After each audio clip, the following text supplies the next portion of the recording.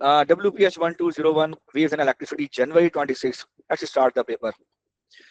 The graph shows how the current I varies with the potential difference, ठीक है, V for an electrical component, which component is represented by the graph. तो obviously देखा जाए तो ये जो है वो सेमीकंडक्टर डायोड है, तो ये A इसका करेक्ट आंसर होगा, ठीक है. A phone is connected to a charger. The current in a charger is 5 milliampere. अच्छा जी, which of the following give the charge in coulomb entering the phone in 8 minutes. तो charge निकालना है तो वो आपको पता है IT होगा, तो 5 into 10⁻³ into 8 into 60 करेंगे.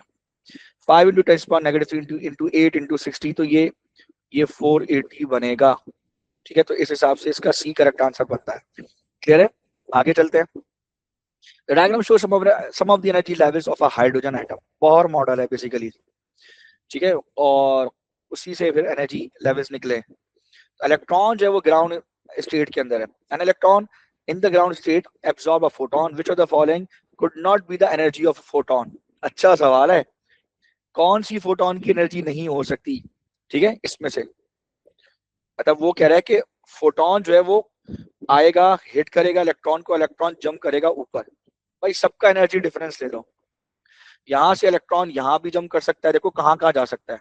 इलेक्ट्रॉन इधर जंप कर सकता है, इलेक्ट्रॉन इसमें जंप कर सकता है, ठीक है, इलेक्ट्रॉन ऊपर जंप कर सकता है, और फाइनली इलेक्ट्रॉन इसमें भी जंप कर सकता है. ये पॉसिबिलिटी है ना, ये पॉसिबिलिटी है, ये भी पॉसिबिलिटी. इन सब का एनर्जी डिफरेंस ले लो, यानी इससे एनर्जी डिफरेंस इसका ले लो, इससे ये ले लो, इससे ये ले लो, इससे सबका एनर्जी डिफरेंस लो.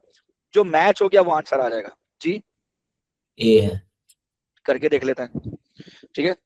अब आपने किया भाई पेपर? नहीं, इसलिए कि ए कोई भी डिफरेंस ए नहीं हो सकता. It says which could not be the energy. बिल्कुल सही जवाब. इसलिए कि देखो ये किसी का भी डिफरेंस, स्मॉलेस्ट नहीं हो डिफरेंस जो है वो 10.2 है. हाँ बिल्कुल. ये E0 है, ये E1 है, ये E2 है, ये E3 है, ये E4 है. तो अगर आप E4 यानी कि जो कि 0.54 है, इसको 13.6 से निकालो भी तो हार्डली 12 पॉइंट समथिंग आएगा. मान लो चलो 12.6 आ गया, मान लो, ठीक है, मतलब 13.6, तो 12.6 भी कहीं पर ये वैल्यू नहीं बन रही. हाँ एक है, ये 0.75 वाली है. तो इसको भी अगर सब्ट्रैक्ट करके तुम देख लो, करके देख लेता है, एक मिनट करके देख लो बेटा, क्योंकि देखो ना एक गलती भी हमारी में फंसाएगी. सो 0.54 में से माइनस का 0.54 प्लस का 13.6, तो 13.06 आता है, जो कि जाहिर है कोई भी नहीं है. आ रही बात समझ में बच्चों, ठीक है. तो इस हिसाब से जो करेक्ट आंसर बनता है वो ए बनता है, ठीक है. आप सबकी एनर्जी डिफरेंस भी ले सकते हो, वो लंबा काम हो जाएगा, ठीक है. लेकिन बेहतर ऑप्शन ये है कि आप आइडेंटिफाई करो, रिकॉग्नाइज करो कि क्या सही ऑप्शन हो सकता है, ठीक है. ये इसका करेक्ट आंसर है. अगर समझ में नहीं आ रहा तो ये एनर्जी गैप, इससे इसको सब्ट्रैक्ट कराओ, इससे इसको कराओ, इससे इसको कराओ, इससे इसको कराओ, 3 ऑप्शन आ जाएंगे, चौथा नहीं आएगा. जो नहीं आएगा वो करेक्ट आंसर होगा. आगे चलो. A light dependent resistor is connected in a circuit as shown. The internal resistance of the battery is negligible. The light intensity on the LDR increases. Light intensity increase होगी तो क्या होगा भाई? अगर intensity increase हो गई तो क्या होगा? इसकी resistance कम हो जाएगी, ठीक है. अच्छा, अब चूंकि एक ही है, ठीक है, ये बड़ा अहम है क्योंकि हमारे पास इस LDR के अलावा कुछ लगा हुआ ही नहीं है, ठीक है ना. रेजिस्टेंस कम होनी तो जाहिर सी बात है कि वोल्टेज भी कम होना है, ठीक है. अब प्रॉब्लम ये है कि वोल्टेज कम क्यों होगा, हो कि किसी और पे तो जाए. प्रॉब्लम ये है कि एमीटर की रेजिस्टेंस को हम 0 मानते हैं, ठीक है, और बैटरी जो है ये यहाँ लगी हुई है, तो किसी सूरत इसका वोल्टेज जो है वो, मुझे नहीं लगता कि इसका वोल्टेज कम होना चाहिए. वोल्टेज कब कब होगा? जब बराबर में एक और रेजिस्टर लगा होगा, तो जो वोल्टेज यहाँ कम होगा, जो बचा होगा वोल्टेज वो इधर चला जाएगा, तो यहाँ पे वोल्टेज बढ़ जाएगा. लेकिन है ही नहीं कुछ, तो इसका वोल्टेज चेंज नहीं होगा. आ रही बात समझ में? इसका वोल्टेज चेंज नहीं होगा, ठीक है. तो मैं यहाँ पर यही बात बता रहा हूँ, वोल्टेज चेंज नहीं होगा, तो वोल्टेज स्टेज द सेम, ठीक है. तो ये दोनों तो गए, ठीक है. उसके बाद अब आ गया एमीटर की रीडिंग. अब एमीटर की रीडिंग पे क्या होगा? देखिए एक बात तो तय है कि आप ये देखिए, जब इंटेंसिटी बढ़ेगी तो इसकी रेजिस्टेंस कम होगी, रेजिस्टेंस कम होगी तो जाहिर सी बात है सर्किट से करंट ज्यादा पुल होगा, यानी यहाँ पे इसकी वैल्यू बढ़ेगी. सो इंटेंसिटी ज्यादा पढ़ने से करंट जो इंक्रीज होगा, वोल्टेज सेम रहेगा। इसमें बी करेक्ट आंसर है। ठीक है, नेक्स्ट चलिए। Light from two source S1 and S2 is in phase. ठीक है, the light has a wavelength lambda meets at a point P as shown. ठीक है, अच्छा S1 S2 से दो लाइट आ रही हैं और दोनों इन फेज है। दोनों जब P पे पहुंच रही है तो दोनों का पार्ट डिफरेंस जो है वो λ/4 है। अब पार्ट डिफरेंस λ/4 का क्या मतलब है? ठीक है, देखिए पार्ट डिफरेंस, ठीक है, पार्ट डिफरेंस अगर लैम्डा हो तो फेज डिफरेंस 360 होता है। पाथ डिफरेंस अगर λ/4 हो तो फेज डिफरेंस 360 डिवाइडेड बाई 4 यानी 90 डिग्री यानी π/2 होगा। इस हिसाब से सी करेक्ट आंसर है। सिंपल सिंपल, लंबी करनी ही नहीं है। जब पार्ट डिफरेंस लैम्डा होता है तो फेज डिफरेंस 360 होता है। ठीक है, अब आपको ये कैसे पता चला सर? भाई ये तो पढ़ाया हुआ है मैंने। अगर दो वेव्स है, ठीक है, दूसरी वेव यहां से स्टार्ट हो रही है बिल्कुल ऐसे, सो इन दोनों वेव में जो पार्ट डिफरेंस है वो एक वेवलेंथ का है, लैम्डा का। तो फेज डिफरेंस कितना हुआ? 360 डिग्री।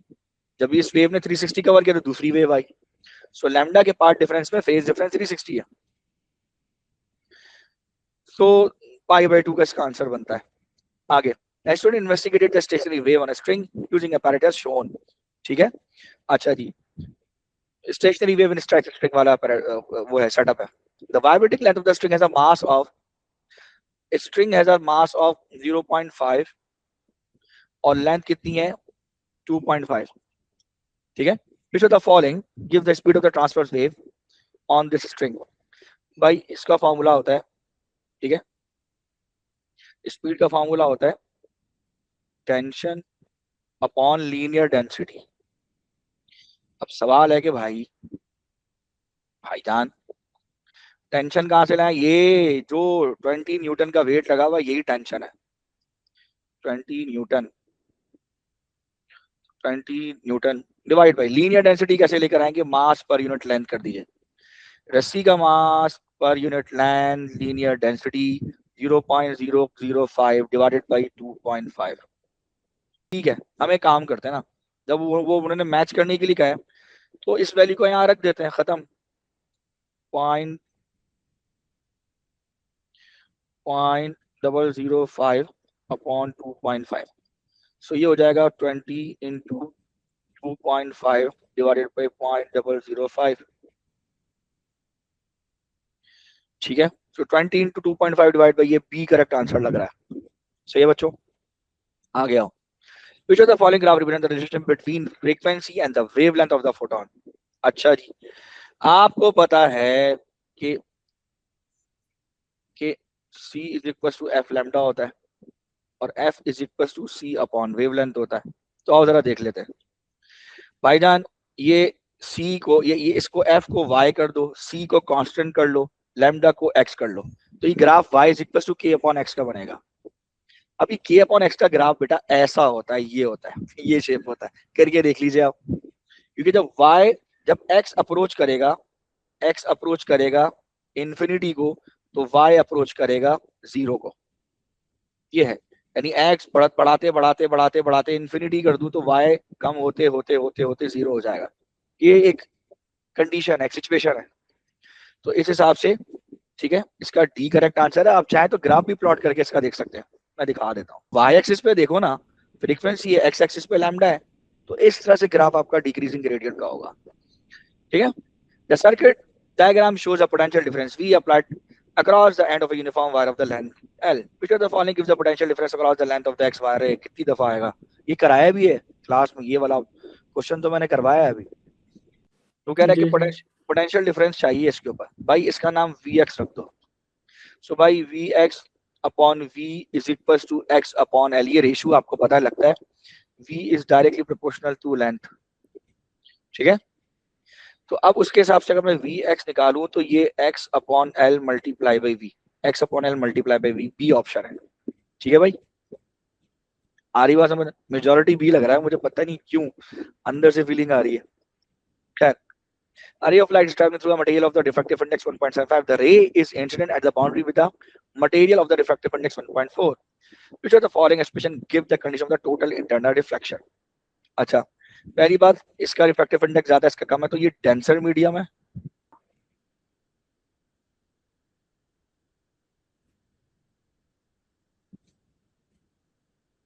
ठीक है भाई, ये डेंसर मीडियम है, क्लियर, और ये लेस डेंसर मीडियम है। रिफ्रैक्टिव इंडेक्स बता रहा है। Which of the following expression give the condition of the total internal reflection? Theta must be, हाँ अच्छा सवाल है भाई। अगर टोटल इंटरनल रिफ्लेक्शन करनी है सेम एक्सिस पे, सेम उस पे इसको हिट कराना है, तो भाई इसका तरीका ये कि ये जो थीटा है ना, ये थीटा क्रिटिकल एंगल से, ठीक है, बल्कि नहीं ज्यादा होनी चाहिए, ज्यादा होनी चाहिए क्रिटिकल एंगल से। अब क्रिटिकल एंगल कैसे निकलेगा? अब फर्क करो, क्रिटिकल एंगल कैसे निकलता है भाई? क्रिटिकल एंगल के लिए ये इसको 90 डिग्री करोगे आप, ठीक है। अब ये दो रिफ्रैक्टिव इंडेक्स निकले हुए हैं, आओ जरा इनसे निकालते हैं, ठीक है। अब सवाल है ये थीटा निकलेगा कैसे, ठीक है। इस थीटा को निकालते हैं, क्रिटिकल एंगल से ही थीटा की वैल्यू ज्यादा होगी, तो मेरे ख्याल में ये पॉसिबल है, ये पॉसिबल है, ये और ये पॉसिबल नहीं है। मुझे ए और बी में से एक आंसर दिख रहा है, क्योंकि थीटा की जो वैल्यू है वो क्रिटिकल एंगल से ज्यादा होगी, तो मुझे लग रहा है ये सारे क्रिटिकल एंगल हैं, तो ए और बी ऑप्शन हो सकता है। अब क्रिटिकल एंगल कैसे निकालेंगे? क्रिटिकल एंगल के लिए, ठीक है, ठीक है, ये एंगल 90 डिग्री है, यानी एंगल ऑफ रिफ्रैक्शन। अच्छा, इसको आप ये डेंसर है, तो इसको आप 2 कर लीजिए और इसको आप 1 कर लीजिए, ये 1 हो जाएगा, ये 2 हो जाएगा, सही है। अब आप लगाएं n2 upon n1 equals to sine angle 1 upon sine angle 2, clear. So n2 क्या है? 1.75 डिवाइडेड बाई n1 कितना है? 1.40 is equal to sine angle 1, angle 1 का 90 डिग्री हो गया, ठीक है, और साइन एंगल 2 जो है वो थीटा हो गया। साइन 91 होता है, साइन थीटा को ऊपर उधर ले जाइए, तो ये 1.40 डिवाइडेड बाई 1.75, और theta is equal to sine inverse 1.40 divided by 1.75। ये क्रिटिकल एंगल है ना, ये जो हमारा है ये तो क्रिटिकल एंगल है, सॉरी ये क्रिटिकल एंगल है, हर जगह क्रिटिकल लिखना पड़ेगा। सो ये जो क्रिटिकल एंगल है इसकी value greater than sign inverse 1.40 divided by 1.75, ठीक है। तो इस हिसाब से ए करेक्ट आंसर बनता है बी बी क्या आपका। आ रही बात समझ में? क्लियर है बच्चों? नाउ पेन पे आओ। When longitudinal waves pass through a material compression and rarefaction are formed, which row of the table is correct? कह रहा है कि which of the table is correct? अच्छा देखते हैं। When longitudinal waves pass through a material compression and rarefaction form, which of the table pressure at rarefaction point, rarefaction में pressure जो है वो मिनिमम होगा, क्योंकि पार्टिकल्स अवे होते हैं एक दूसरे से, वॉल्यूम ज्यादा होता है, ठीक है। मिनिमम, मैक्सिमम, मिनिमम, ए और डी हो सकता है। और कंप्रेशन में पार्टिकल्स जो है प्रेशर मैक्सिमम होता है, ठीक है। सो अच्छा, अब वो डिस्प्लेसमेंट की बात कर रहे हैं। सो जो कंप्रेशन होता है, ये अच्छा क्वेश्चन है। देखो, कंप्रेशन में पार्टिकल्स का डिस्प्लेसमेंट कम से कम होता है, ठीक है, पार्टिकल का डिस्प्लेसमेंट कम से कम होता है, मिनिमम डिस्प्लेसमेंट, ठीक है। और रेयरफैक्शन में मैक्सिमम डिस्प्लेसमेंट होता है अपने इक्विलिब्रियम पोजीशन से, ठीक है। तो जनाब ये तो आप हटा दीजिए, ठीक है। आ रही बात समझ में? तो इस हिसाब से जो आपका आंसर बनता है वो डी बनता है, ए भी गलत हो जाएगा, ठीक है। ए में क्या कर रहा है? प्रेशर, रेयरफैक्शन के अंदर प्रेशर कम होगा, ये बात तो अंडरस्टूड है, ठीक है। प्रेशर कम होगा क्योंकि पार्टिकल्स एक दूसरे से, ये कंप्रेशन है, ठीक है। सो बीच में रेयरफैक्शन है, पार्टिकल्स दूर दूर है। जब पार्टिकल्स दूर दूर हैं तो जाहिर सी बात है प्रेशर वहां पर कम है, इसलिए ए और डी पर टिक किया। और डिस्प्लेसमेंट जो होता है जाहिर सी बात है वो कंप्रेशन में कम होगा, डिस्प्लेसमेंट मिनिमम होगा पार्टिकल्स के दरमियान, क्लियर है। आइए question number 11, there is a current in 1.25 ampere wire, ठीक है भाई, okay. Calculate the drift velocity of the conduction electron in the wire, the number of conduction electron per metre cube, यानी n की value given है, और cross sectional area A given है। Charge of electron 1.6 into 10⁻⁻19 है। तो चलिए formula लगाएं। Drift velocity पूछ रहा है, v पूछ रहा है, तो देखिए I is equal to v ना बाजी v e n a V अलग कर दीजिए, I is equal to E N A. ठीक है भाई, I कितना है 1.25, ठीक है, whole divided by, whole divide कर देंगे इसको, charge of electron 1.6 into 10⁻⁻19 into 9.0 into 10⁻28 number density या चार्ज कैरियर डेंसिटी या पार्टिकल डेंसिटी, एरिया करते हैं 2.7 इंटू 10⁻⁻7। सॉल्व करें, बताइए क्या आंसर आ रहा है। तो ये वैल्यू आ रही है 3.215 है 16, ठीक है, 15 इंटू 10⁻⁴ माइनस 4 मीटर पर second is the drift velocity. अब आप इसको राउंड ऑफ करें तो 3.22 में होगा, 3.22 इंटू 10⁻⁻4 मीटर पर सेकेंड। क्लियर है? Next, the filament in a lamp in a is a metal wire. A current in a filament lamp causes heating. Explain how the resistance of the filament changes as the temperature of the filament increases. तो क्या रहा है कि filament wire में किस तरह से heating effect cause होता है। देखो सबसे पहले ये होता है कि जिस पर करंट पास करता है तो amplitude of the latest vibration increase होती है। जो उसके लेटेस्ट वाइब्रेशन है, जो एटम्स होते हैं कॉर्नर पे, ठीक है, उसके लेटेस्ट स्ट्रक्चर में उनकी एम्पलीट्यूड इंक्रीज होता है, वो बहुत ज्यादा शेक होना शुरू हो जाते हैं।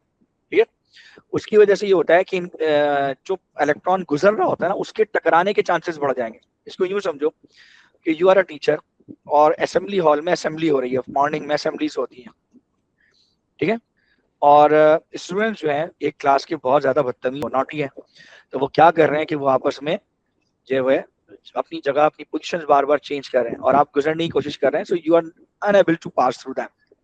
ठीक है, बिल्कुल ऐसे ही होता है, इलेक्ट्रॉन जब गुजर रहा होता है उनके शेक होने की वजह से इलेक्ट्रॉन का गुजरना मुश्किल हो जाता है, वो बार बार टकराता है, उसकी फ्रीक्वेंसी ऑफ कोलिजन बढ़ जाती है, जिसकी वजह से जो इलेक्ट्रॉन अपनी एनर्जी लूज करता है in the form of heat.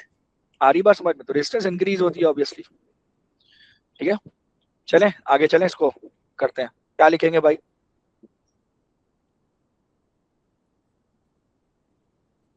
the amplitude of lattice vibration gets increased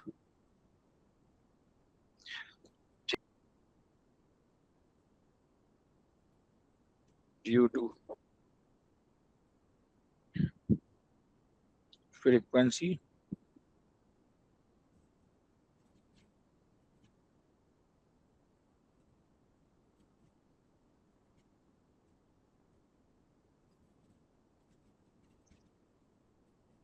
अब फ्रीक्वेंसी ऑफ कोलिजन कौन, ठीक है, अब फ्रीक्वेंसी ऑफ कोलिजन ऑफ ये भी मेंशन करें, गेट्स इंक्रीज।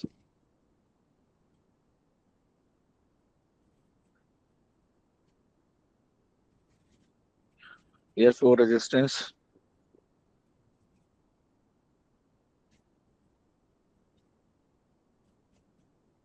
ठीक है, रेजिस्टेंस इंक्रीजेस, रेजिस्टेंस इंक्रीज होती है, जो इलेक्ट्रॉन अपनी एनर्जी लूज करेगा वो in the form of heat lose करेगा। Is that clear? आगे चलते हैं। S1 इन्वेस्टिगेटेड, अच्छा पेपर है। S1 investigated how the potential difference V across a battery varied with current I in the battery. ठीक है, the student plotted her result on a graph. ठीक है, determine the EMF and internal resistance of the battery. देखिए सबसे पहले तो ये समझिए कि आपके पास फार्मूला क्या होता है। आपके पास फार्मूला होता है EMF minus loss volt is equal to terminal potential. ये टर्मिनल पोटेंशियल है, चाहे तो अपनी मर्जी से साइड में यहाँ पर कहीं पर टी लिख दें, समझने के लिए पेपर पे लिख के मत आ जाइएगा। ठीक है, ये टर्मिनल पोटेंशियल ही है। ठीक है, अब आप देखिए, अब आप वी टी को एक तरफ कर दीजिए, नेगेटिव वी एल कर दीजिए plus EMF V L is the voltage loss. तो अगर मैं इस नेगेटिव साइन को ऐसे करूं तो ये नेगेटिव का आर हो जाएगा और ये आई हो जाएगा, प्लस का ईएमएफ हो जाएगा और ये वी टी हो जाएगा। सो अब आप इसको कंपेयर करें तो y is equal to M X plus C से एम एक्स प्लस सी से, तो देखें इस y एक्सिस पे आपका टर्मिनल पोटेंशियल है, ये रहा terminal potential difference. x axis पे आपके पास क्या है, y इंटरसेप्ट जो है वो आपको ईएमएफ देगा, ये ईएमएफ है 1.5। एक्स एक्सिस पे आपके पास करंट है, वो देखे करंट है, और ग्रेडियंट जो है वो आपको आर की वैल्यू देगा। तो इसका जो भी ग्रेडियंट की वैल्यू है वो आपको आर की वैल्यू देगा। क्लियर है? चलिए आए करते हैं इसको। सो आप देखिए, तो आपकी जो ईएमएफ की वैल्यू है वो वैल्यू आ रही है 1.5 वोल्ट, और ग्रेडियंट निकालिए तो ये आएगा राइज अपॉन रन।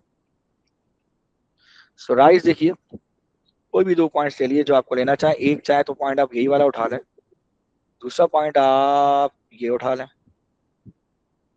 ठीक है,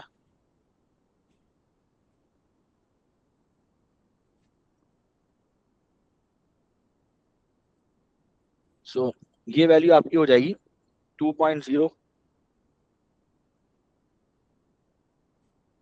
ठीक है, तो 2.0 माइनस जीरो, इसको 1.5 माइनस ये वाला पॉइंट है तो 1.5 माइनस 0.5, और ये हो जाएगा 2.0 माइनस जीरो, 1.5 माइनस 0.5, और ये हो जाएगा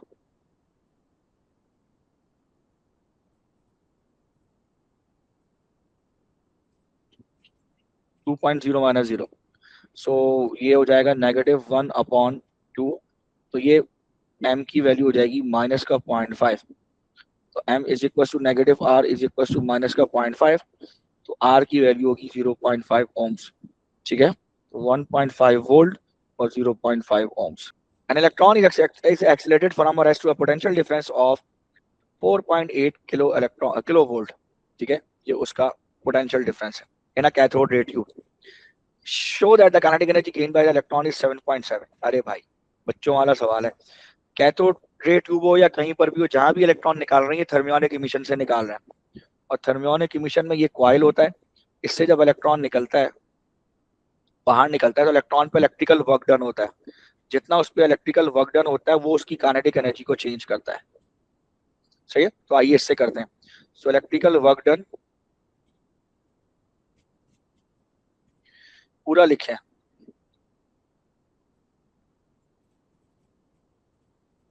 electrical work done is equal to change in kinetic energy. So electrical work done Q delta V के इक्वल होगा, change in kinetic energy final minus initial. अब इनिशियल 0 है तो फाइनल को आप हाफ mv स्क्वायर कर दीजिए, और ये Q इंटू डेल्टा V है। अब आपने यहाँ से क्या निकालना है? ठीक है, अब आपने यहाँ से क्या निकालना है? अपने काइनेटिक एनर्जी निकालनी है, तो हाफ mv स्क्वायर भी लिखने की जरूरत नहीं है, काइनेटिक एनर्जी बोला ना उसने, डायरेक्ट के ई लिख दें बस। Kinetic energy is equal to Q. Q की वैल्यू होती है इलेक्ट्रॉन की, एक इलेक्ट्रॉन की बात हो रही है। सो इलेक्ट्रॉन की होती है 1.6 इंटू 10 की पावर -19 मल्टीप्लाई बाई 4.8 इंटू 10 की पावर 3। ठीक है ना, 1.6 एक्सपोनेंट -19 मल्टीप्लाई बाई 4.8 एक्सपोनेंट 3। तो ये हो जाएगा 7.68 इंटू 10 पावर -16 जूल। तो राउंड ऑफ होके हो जाएगा 7.7 इंटू 10 पावर -16 जूल। समझ आई? ठीक है, टू सिग्निफिकेंट फिगर में यही का है। Calculate the de Broglie wavelength of the electron. अब देखो, एनर्जी से डी ब्राय वेवलेंथ कैसे निकालें? देखो बहुत आसान है। तो मैंने आपको फॉर्मूला बताया था काइनेटिक एनर्जी का, मोमेंटम स्क्वायर अपॉन 2m। ये डायरेक्ट मोमेंटम से लिंक करता है। ठीक है, अच्छा, अब आप 2m को उधर भेज दो तो 2m इंटू काइनेटिक एनर्जी। अब मोमेंटम की जगह डी ब्राय फॉर्मूला लिखो। ठीक है, इस पे स्क्वायर लगाओ। ठीक है, पी का स्क्वायर है तो पी की जगह आपको पता होना चाहिए कि P is equal to H upon. ठीक है, तो यहाँ पे मैंने सब्स्टिट्यूट करा दिया। क्या निकालना है आपको? डी ब्राय वेवलेंथ निकालना है। सो रीअरेंज करो, H lambda square is equal to H square divided by 2m into kinetic energy. ठीक है भाई, उसके बाद आप करें कुछ नहीं, लैम्डा अपॉन 2m के ई।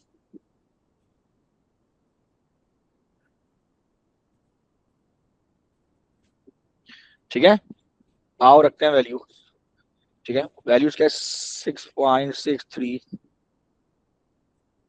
-34 जूल सेकंड इसका यूनिट है। नीचे क्या रखेंगे भाई, 2 into 9.11 into 10 is power negative 31 electron का मास multiply by kinetic energy 7.7 into 10 is power negative 16। ठीक है भाई, आओ जरा करते हैं, और इस पे स्क्वायर रूट भी तो है।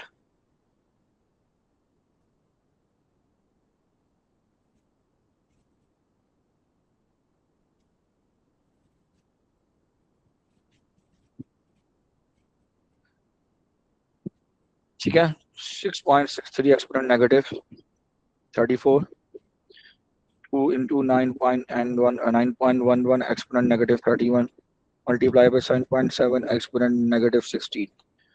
तो ये होगा 1.777 है into 10 is power negative 11 metre की डी ब्रॉय वेवलेंथ होगी। अब सिग्निफिकेंट फिगर देख लो कितना है, 2 सिग्निफिकेंट फिगर है तो 1.78 into 10 is power negative 11 metre की डी ब्रॉय वेवलेंथ होगी। समझ आ रही बात, क्लियर है? कोशिश करते कि अगला भी हो जाए, बट नहीं, ये टाइम ज्यादा लेगा। चलो करते हैं, ट्राई करते हैं। A photograph shows a rear window heater in a car।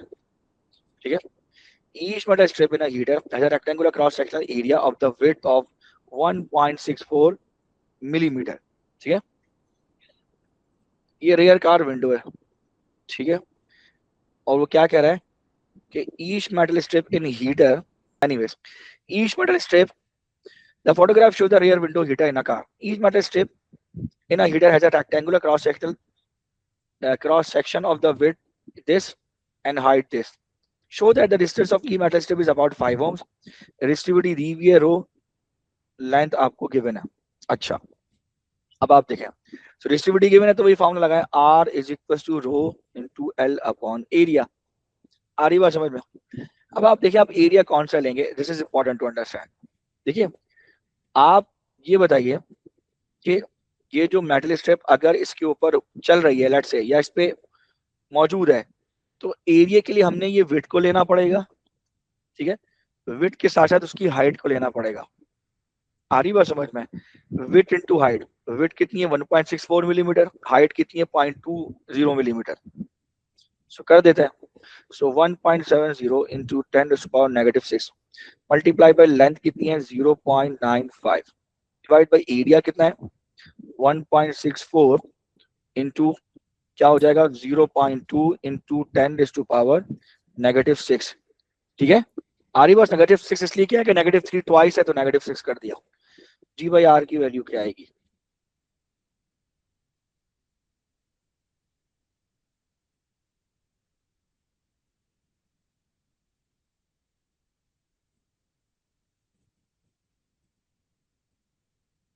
Four 4.92 आ रहा है। ठीक है, अब राउंड ऑफ करना है, 2 सिग्निफिकेंट फिगर में ही कर लें आप, बेहतर यही ऑप्शन है। ठीक है, अब आगे देखो क्या पूछता है। The heater has 11 identical metal strips connected in parallel. Wow. Determine the total resistance. 11 से डिवाइड कर दो यार, क्या जरूरत है इतना लंबा फॉर्मूला लगाने की। सो इक्विवेलेंट जो है तो R total is equals to R upon 11 as metal strip। Sir लेकिन टोटल रेजिस्टेंस 5 नहीं थी, ईच स्ट्रिप की रेजिस्टेंस 5 थी। बताता हूँ, इन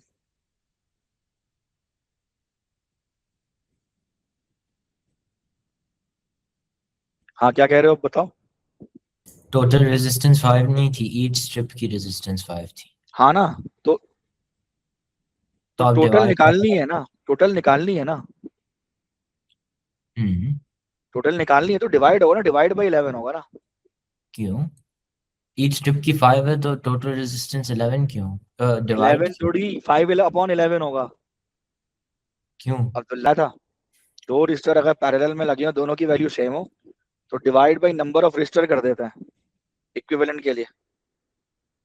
बताया था, ये दोनों की वैल्यू 10 है तो 10 divide by number of register 2 है तो 5 आ जाएगा। समझ आ रही है बात? अब यहाँ पर लाइन से 11 रजिस्टर लगे हुए हैं, तो मैं पागल थोड़ी 1/R1 + 1/R2 + 1/R3 करूँ। मैं ये थोड़ी करूंगा, बट सिंपल डिवाइड बाई 11 करूंगा, खत्म। सही। आ रही बात समझ में? मैं ये करूंगा, टोटल विल बी, अब कितनी वैल्यू है, एक की वैल्यू कितनी आई थी हमारी, बताओ जी। एक की वैल्यू हमारी कितनी थी? 4.92। 4.9 थी, 4.9 से डिवाइड कर दो। सिग्निफिकेंट फिगर कितना चल रहा है? हाँ सही है, 0.48। तो ये कर देता हूँ राउंड ऑफ, ठीक है, 0.45। clear?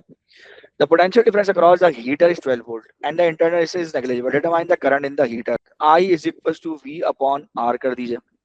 आ रही बात समझ में? अब आप बताइए वोल्टेज कितना है बेटा? 12 वोल्ट था, ठीक है, और टोटल रेजिस्टेंस कितनी है? ये टोटल ही रखना है आपने, और यहाँ पे एस लगा दो अक्लमंदो, 0.45 जी। 12 डिवाइड बाई 0.45, 26.8। 26 है, सर 26.8, ये मैंने डायरेक्ट कैलकुलेटर से वैल्यू डाली। 26.66 है तो 26.7 कर लो उसको, ठीक है। सिग्निफिकेंट फिगर कितने हैं? एक सेकंड रुको, दो सिग्निफिकेंट फिगर है तो इसको 27 कर लो।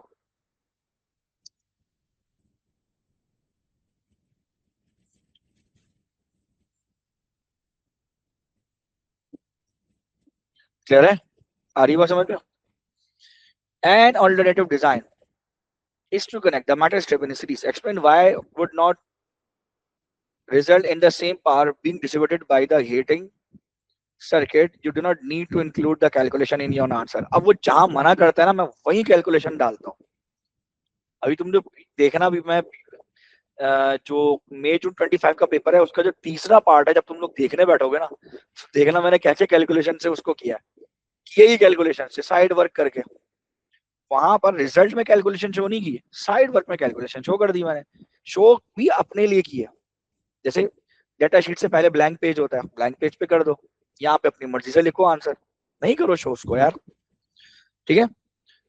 तो वो कह रहा है कि अगर मैं सीरीज में कर दूं तो सेम पावर डेसिपेट नहीं होगी, ठीक है। तो अब क्या करें भाई, कि क्यों?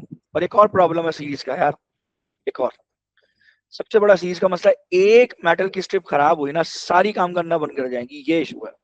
ये तो बता नहीं रही है भाई, पावर की ऐसी की तैसी बैटरी बड़ी लगा लेंगे हम, अगर पावर ज्यादा खर्च होगी छोड़ दो उसको। मसला है कि अगर एक मेटल की स्ट्रिप खराब हुई सारी खराब हो जाएंगी, ये बात नहीं बता रहा है। पॉइंट समझना, बताना चाहिए ना इसको, खैर छोड़ो, दफा करो। लेकिन तुम्हें सोचना पड़ेगा कि यार क्या हो सकता है, तुम्हारा इंजीनियरिंग वाला दिमाग होना चाहिए, ठीक है। You do not include in calculation in your answer. अब देखो क्या होगा, पहली बात तो ये कि जब आपने सीरीज में रेजिस्टेंस को लगाई, पहले जब पैरेलल में लगी हुई थी, देखो क्या हो रहा था। पैरेलल पे पावर था V²/R, सबको वोल्टेज सेम मिल रहा था, लेकिन पैरेलल के अंदर ओवरऑल जो टोटल रेजिस्टेंस थी वो डिक्रीज हो गई थी, 0.45 चली गई थी, जिससे पावर डिसिपेशन आपकी जो है वो इंक्रीज हो गई। अगर फर्स्ट करो ऊपर 230 है, आप देख लें, ठीक है। अच्छा, अब मैं एक और बात बताऊं, तो देखिए ये था पैरेलल, ये है series.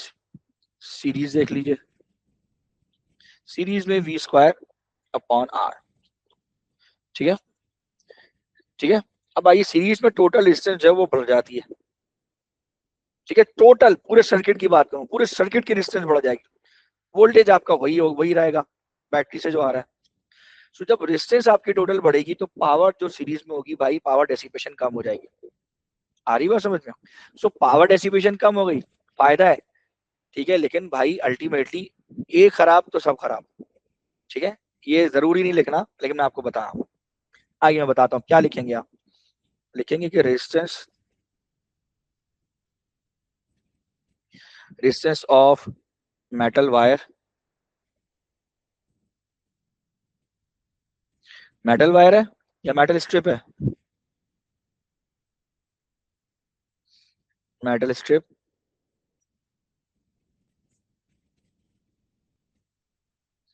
Resistance of metal strip, ठीक है, in series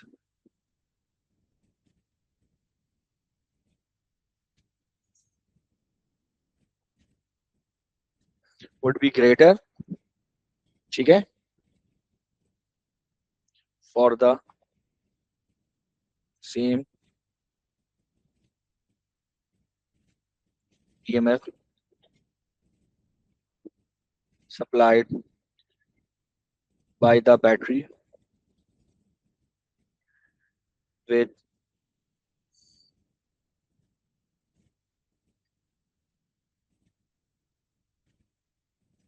negligible internal resistance. आ रही बात समझ में? Therefore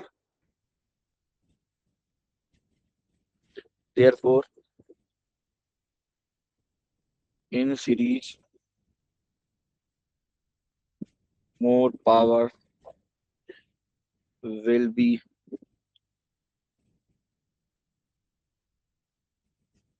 dissipated. Question number 16. I1 connect the circuit shown in the diagram. ठीक है, determine the reading on the voltmeter. करें determine the reading on the voltmeter. चलिए भाई, अच्छा देखिए, ये पोटेंशियल डिवाइडर सर्किट की तरह ही है, सीरीज सर्किट है, उसमें आपने ये 4.7 है, ये 6.8 है, ठीक है, और ये 3 है। तो भाई ये बहुत ही आसान है, जिस जगह पोटेंशियल निकालना होता है, ठीक है, उसको आप अज्यूम कर लिए कि भाई ये वोल्टेज है, बिल्कुल है भाई, इसमें कोई दो राय नहीं, वोल्टेज तो है, ये वोल्टेज है, और इसके साथ छोटा सा एक्स लगा दीजिए, यानी वी एक्स है। तो अब आपने क्या निकालना है, वी एक्स निकालना है, पोटेंशियल ड्रॉप निकालना है इस जगह पे, ठीक है। उसके लिए क्या करेंगे, इसकी रेजिस्टेंस को ऊपर रखेंगे, यानी 6.8 किलो ओम्स ऊपर रखेंगे, ठीक है। तो 6.8 है, तो नीचे क्या करेंगे, टोटल रेजिस्टेंस को आप रखेंगे, ठीक है। तो 6.8 प्लस 4.7, ठीक है, किलो ओम्स, ठीक है। यानी ऊपर न्यूमरेटर में जिसका वोल्टेज निकालना है उसकी रेजिस्टेंस, डिनोमिनेटर में दोनों की ऐड कर दो और मल्टीप्लाई बाय 3 वोल्ट कर दो, ठीक है। ये पोटेंशियल डिवाइडर रूल कहता है। बताओ क्या वैल्यू आ रही है जी सानी? 1.8। इतना सोच के, ठीक है। सिग्निफिकेंट फिगर देखो कितना है, तो इस हिसाब से राउंड ऑफ कर लो, 1.8 volt, 1.8 volt, clear. Determine the power dissipated by the circuit, overall circuit की बात होती है, पावर डिसिपेशन की बात होती है, let's talk about it. So power dissipation कैसे निकालेंगे, पावर डिसिपेशन, ठीक है, पूरे सर्किट का। तो भाई ये नेग्लिजिबल इंटरनल रेजिस्टेंस, ये कुछ बोला नहीं है, सो ये 3 वोल्ट को उठा लीजिए और जनाब टोटल रेजिस्टेंस को उठा लीजिए, तो वी स्क्वायर अपॉन आर वाला फॉर्मूला लगा दीजिए, ठीक है, ईएमएफ स्क्वायर अपॉन आर, ठीक है।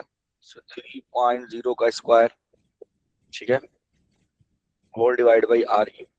टोटल रेजिस्टेंस कितनी है, 6.8 प्लस 4.7, 6.8 प्लस 4.7।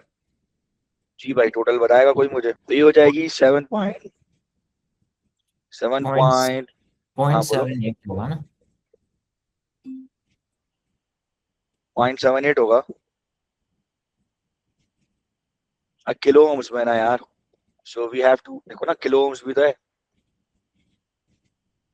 और जाके -3 हो जाएगा ना, तो -3 और एक पावर पॉइंट की, तो -4 किलो ओम्स हो जाएगा, क्लियर है। किलो में होते ना, नीचे की वैल्यूज किलो में थी। सो 7 पॉइंट, अब ये राउंड ऑफ करो तो इसकी 7.8 times 10⁻⁻⁴ kilo ohms. Is that clear? समझ आ रही बात? आगे चलते हैं। The students connect the battery on ammeter and a motor. There is a current in 2.5 ampere in a motor. ठीक है? The students connect the battery to an ammeter and a motor. ठीक है? तो कौन सी बैटरी है भाई? कोई XYZ battery होगी। There is a current of 2.5 ampere in the motor. Calculate the energy transferred to the motor in 1.5. ठीक है भाई? और कह रहा है कि एनर्जी ट्रांसफर जो है वो कनेक्ट बताओ इन 1.5 मिनट्स। सो एनर्जी ट्रांसफर किसके बराबर होता है? You know that energy transfer is power multiply by time. सही है भाई, energy transfer is power multiply by time. अच्छा, अब एक और काम करेंगे, निकालना क्या है, एनर्जी ट्रांसफर इन 1.5 मिनट्स, ठीक है। अब एक और काम करते हैं, डेल्टा ई अपनी जगह पे रखते हैं, पावर की जगह वी आई इंटू टी रखते हैं, ठीक है भाई, ये करके देख लेते हैं। अच्छा, अब क्या करें, अब हमारे पास वोल्टेज कितना है, वोल्टेज है 3.0 वोल्ट, वो है मल्टीप्लाई बाय क्या, करंट है हमारे पास, करंट की वैल्यू 2.5, बिल्कुल 2.5 एम्पियर है, मल्टीप्लाई बाय टाइम हमारे पास कितना है 1.5 मिनट्स, तो 1.5 मल्टीप्लाई बाय 60। जी बच्चों आंसर बताइए। 675। हाँ जी 675। 675 जूल। क्लियर है।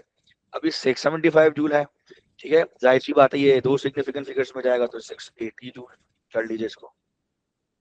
आ रही बात समझ। नेक्स्ट क्वेश्चन है student directed light from a laser onto a diffraction grating. The student saw a series of maxima on the screen. The diagram shows the position of the central maximum at O and the first order maximum at X. Calculate the number of lines per millimeter. ये lines per millimeter की क्या कहानी है, कोई मुझे बताए lines per millimeter की value क्या होती है। lines per millimeter की जो वैल्यू होती है ये 1/d की वैल्यू होती है, तो 1/d की वैल्यू आपसे पूछ रहा है, इसको n से भी रिप्रेजेंट करते हैं, ठीक है। तो वेवलेंथ इज गिवन, वेवलेंथ है 635 नैनोमीटर और ये क्या वैल्यू है, ये है x की वैल्यू, ठीक है। वैसे अब प्रॉब्लम ये है कि मैंने आपको पहले ही बताया था कि ये 0.78 है, ये 4 है, तो बेहतर है कि आप इसको इस तरीके से ना करें, इसको ट्राइंगल बना के करें, ये एंगल निकालें और उस एंगल को उठा के बाद में जब वो दूसरे फॉर्मूले में रखते हैं। तो आए पहले टेंजेंट से, यानी देखो करना क्या है, सवाल करना है। इस सवाल में आपको निकालनी है 1/d की वैल्यू, ये कहाँ से आएगी, ये आएगी d sin theta is equal to n lambda से। क्लियर। अच्छा यानी कि 1/d की वैल्यू यहाँ से आएगी। अब इसका मतलब है कि लैम्डा आपके पास है 635 नैनोमीटर, n की वैल्यू यकीनन ये 2 है, ठीक है ना, बोला ना ये जीरो ऑर्डर है, 1 है, बल्कि ये जीरो ऑर्डर है, ये फर्स्ट ऑर्डर, तो n की वैल्यू 1 है, चलो ये भी पता है। हमारे पास क्या नहीं है, हमारे पास थीटा नहीं है। अब थीटा निकालने के लिए हमें इस्तेमाल करना पड़ेगा टेंजेंट थीटा, और टेंजेंट थीटा जो है वो कहाँ से, ये अपोजिट हो जाएगा, ये एडजेसेंट हो जाएगा, इन दोनों का रेशियो टेंजेंट देगा। आ रही बात समझ में। सबसे पहले स्टार्ट करते हैं हम लोग कहाँ से, हम स्टार्ट करते हैं tangent theta opposite upon adjacent, ठीक है। अपोजिट कितना है 0.78 मीटर, यूनिट लास्ट में लिखना, और फिर बता दो एरर कैरी फॉरवर्ड के चक्कर में मत पड़ना, मीटर, ठीक है। अब आप यहाँ से सॉल्व करिए और थीटा की वैल्यू निकालिए, ठीक है भाई। तो ये टेंजेंट इनवर्स 0.78 डिवाइडेड बाय 4,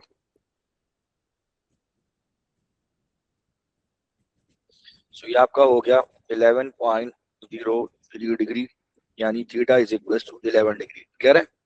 अब आप यूज करें, ठीक है, अब आप यूज करें d sin theta is equal to n lambda, तो 1/d की ही वैल्यू आपने निकालनी है, ठीक है। जब आपने 1/d की वैल्यू निकालनी है तो ये हो जाएगा sin theta upon n lambda. Clear है।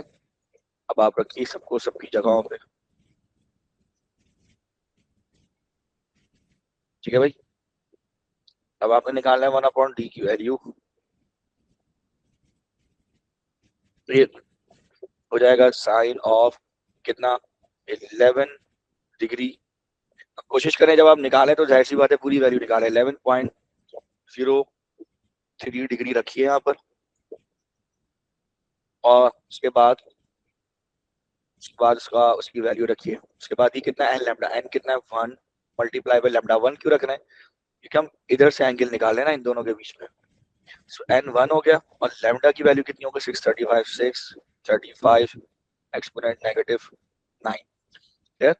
So could you please let me know what is the value of 1/d? 301,409.53। अभी क्या 0.53 करें, 409 है 410 कर लेते हैं इसको, ठीक है।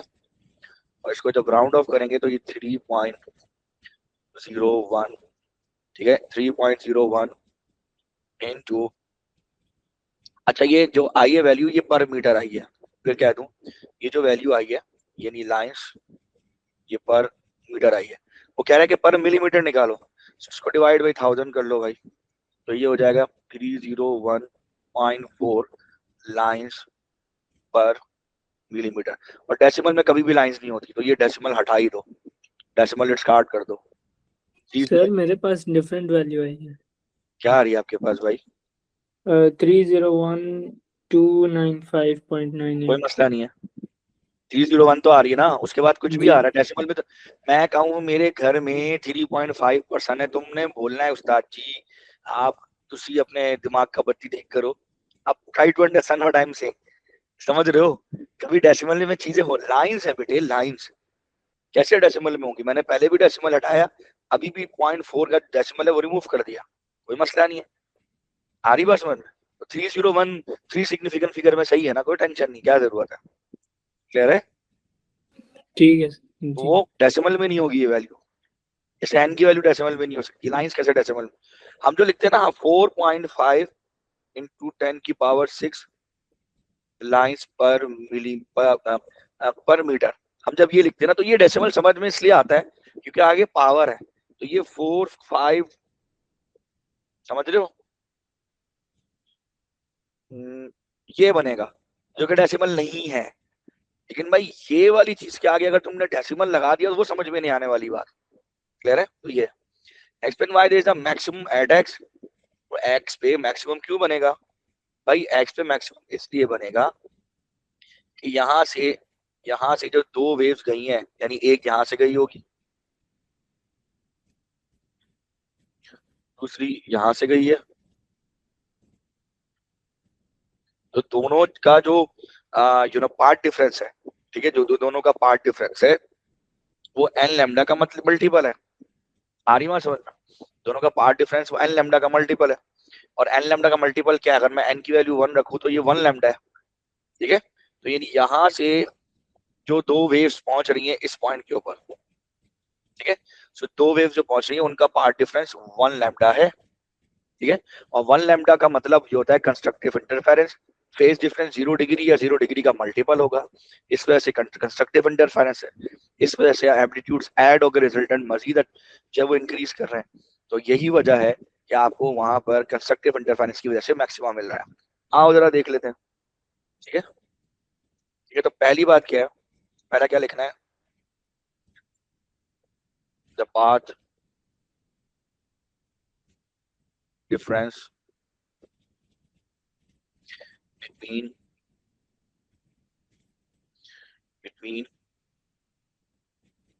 waves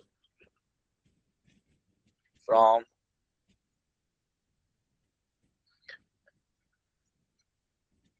adjacent slits is one wavelength या 1 lambda कर लें, is 1 lambda. Clear? So the waves are in phase. In phase का मतलब है 0 डिग्री या 360 डिग्री, ठीक है? So the waves are in phase, hence constructive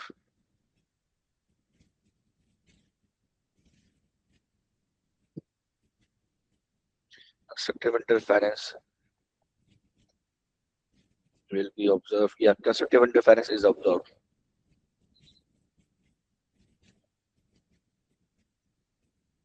Clear है? Question number 18.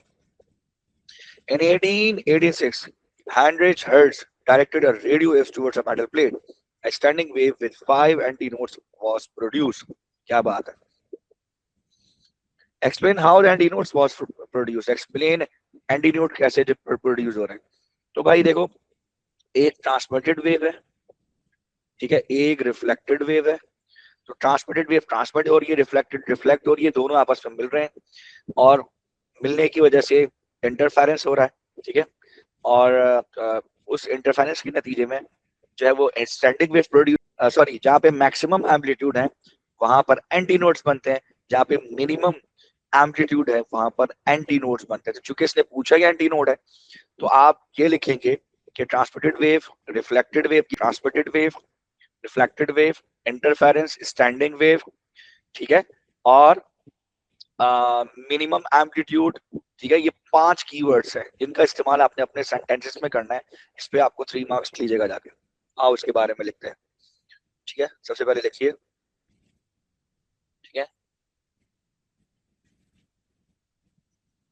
Transmitted wave from source of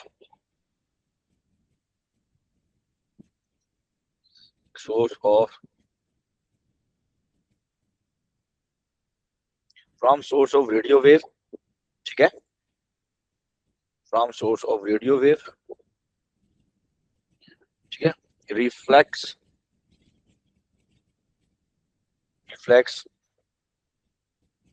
from the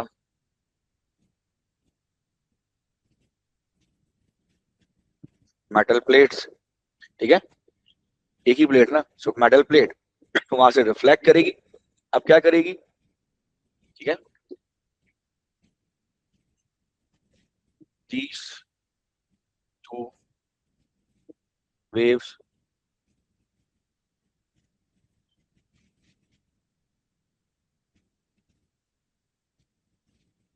interfere, ठीक है,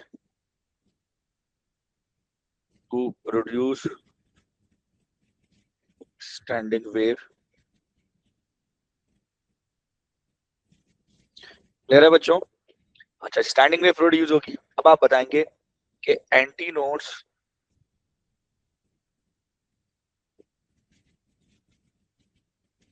are formed,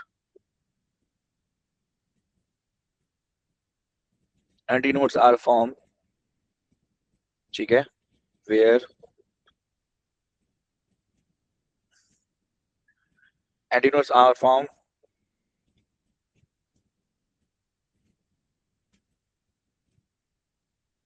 constructive interference या maximum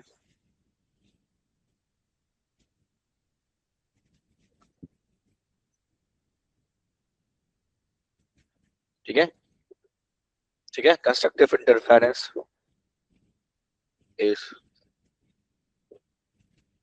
observed. Is that clear? Is that clear? So anti node वहां बनेगा जहां पे constructive interference होगी। Keywords का इंतहाई दर्जे तक ख्याल रखेंगे आप लोग। Determine a value for the speed of radio waves in the experiment. Frequency of the radio wave is this. Frequency is given. चलिए, फ्रीक्वेंसी गिवन है, ये रही फ्रीक्वेंसी, क्या नहीं गिवन है, और इन्होंने ये लेंथ गिवन है यहां से लेकर यहां तक। ये कितना वेव लेंथ है, ये lambda by two, lambda by two, lambda by two, lambda by two, lambda by two. So ये 5 लैम्डा बाई टू होगा, इज इक्वल टू 4.75। तो देखिए, सबसे पहले तो आप निकालें लैम्डा, सो ये हो जाएगा 5 lambda by two is equal to 4.75।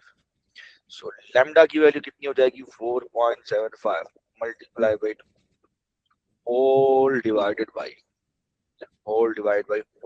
5। कह रहे होल डिवाइड बाई 5 हो गया। उसके बाद लैम्डा की वैल्यू निकालिए, क्या आती है, चलिए 4.75 मल्टीप्लाई बाई 2, ठीक है, डिवाइडेड बाई 5, तो वैल्यू आती है 1.9 और 1.9 मीटर्स, बिकॉज वो 4.75 मीटर्स की थी तो 1.9 मीटर ही की होगी। ठीक है भाई, अब आपने वेवलेंथ निकाल दिया। आओ, तो स्पीड जो है, speed of electromagnetic wave v equals to f lambda. अब इस एक्सपेरिमेंट में देखते हैं क्या रिजल्ट आया। आगे हो सकता है आपसे कोई एरर वगैरह कैलकुलेट करवाए, but I don't know, still अभी अगला क्वेश्चन पढ़ा ही नहीं हमने। लेट्स सी, स्पीड कैलकुलेट करवा रहा है, तो देखते हैं। तो f की वैल्यू है 157 टाइम्स 10⁻⁶ मल्टीप्लाई बाय, ठीक है, 1.9, ठीक है, सो 157 एक्सपोनेंट 6 मल्टीप्लाई बाय 1.9, सो ये आ रही है 2.983 इंटू 10⁻⁶ 10⁸8। एक मिनट, बिल्कुल ठीक है। सो अब ये राउंड ऑफ भी करें अगर आप, तो ये 2.98 इंटू 10⁸8 मीटर पर सेकेंड, ठीक है, 3 सिग्निफिकेंट फिगर में। Is clear? आ रही बात समझ में? तो ये आपकी स्पीड आ गई। क्या कह रहे हैं, A teacher demonstrated the properties of radio wave. ठीक है, वो कह रहा है कि a teacher demonstrated the properties of radio wave. He used an aerial to detect the radio waves. उसने एक एरियल का इस्तेमाल किया रेडियो वेव को डिटेक्ट करने के लिए. Initially the aerial was vertical. Initially वो vertical रखा हुआ है and a maximum intensity of the radio wave was detected. ठीक है, the teacher rotated the aerial by 90 degree. ठीक है, वो वर्टिकल रखा हुआ है, उसको रोटेट कर दिया 90 डिग्री पर. ठीक है, so that it was horizontal. ऐसे कर दिया उसको. He observed that when the aerial was horizontal, the radio wave were not detected. Explain this observation. देखो, उसका रीजन ये हो सकता है, ये प्रॉब्लम हो सकती है कि जो रेडियो वेव्स जो डिटेक्ट कर रहा है वो एरियल, अगर वो 90 डिग्री पे गिराने के बाद वो डिटेक्ट नहीं कर पा रहा है, इसका मतलब ये हो सकता है कि जो रेडियो वेव आ रही है, यानी इसको यूं समझो, ये एरियल है और ये एरियल है, ये रेडियो वेव आ रही है, यानी इस प्लेन पे ऐसे मूव करती हुई आ रही है वर्टिकली, तो ये डिटेक्ट कर रहा है. अगर मैं इसको हॉरिजॉन्टल कर दूं और रेडियो वेव इस तरह से आए तो डिटेक्ट नहीं कर पा रहा है, इसका मतलब है कि रेडियो वेव आ रही है वो जो है वो प्लेन पोलराइज्ड रेडियो वेव्स हैं, यानी वो एक प्लेन पे वर्टिकल प्लेन पे पोलराइज है. इसलिए वो जो इस तरह से आ रही हैं, जब वो वर्टिकल है तो वो गुजर पा रही है, लेकिन जब वो हॉरिजॉन्टल है तो वो गुजर नहीं पा रही. ठीक है, इसका मतलब है कि ये पोलराइजेशन का कॉन्सेप्ट है और 90 डिग्री पर रोटेट करने के बाद वेव्स पास नहीं हो पा रही. तो आए जरा इसके बारे में लिखते हैं. ठीक है, एक्सप्लेन दिस ऑब्जर्वेशन. ठीक है, इट मींस, ठीक है, oscillation of the wave of the radio wave.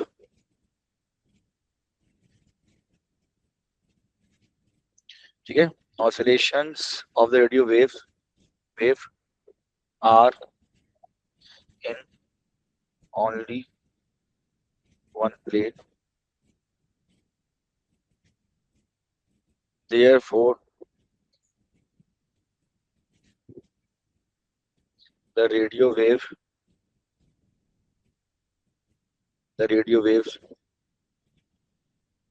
are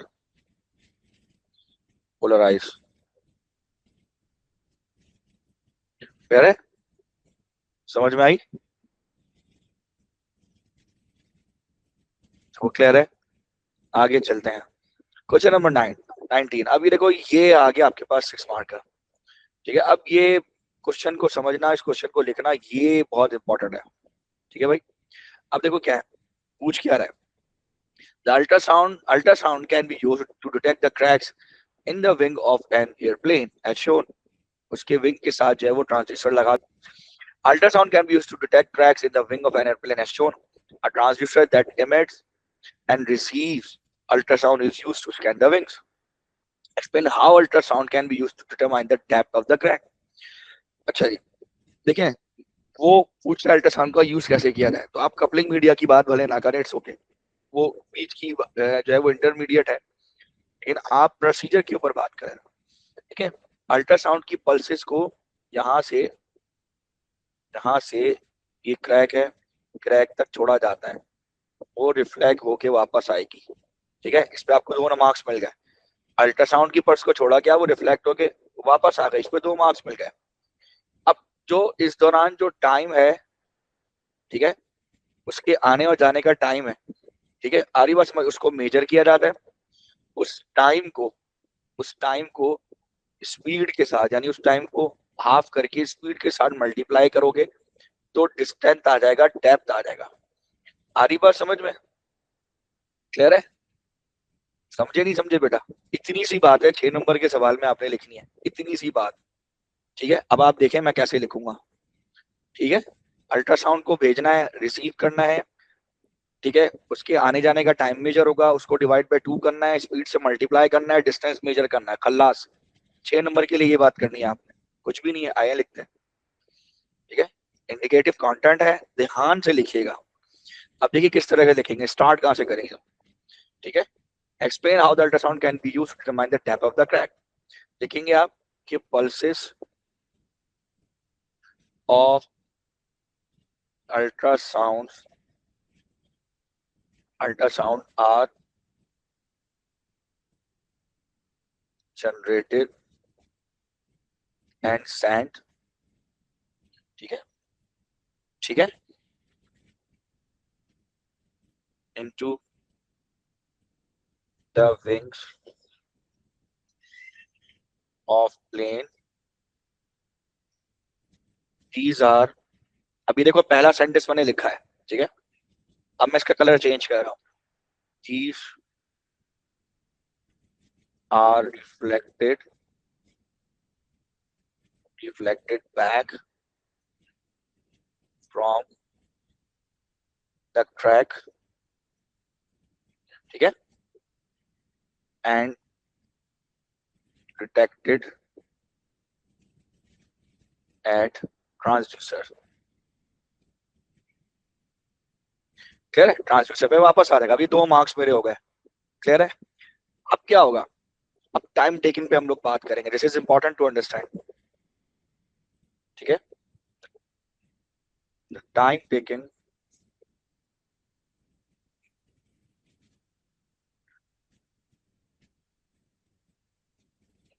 taking ठीक है, by ultra sonic pulse between sending and receiving is measured, clear है बच्चों, ठीक है, समझ आ रही बात, ठीक है, यहाँ तक कोई प्रॉब्लम तो नहीं है बच्चों, बोल तो दो, जवाब दे दो यार, Yes, sir. ठीक है, टेक 1/2, ठीक है, टेक ऐसे लिख दो,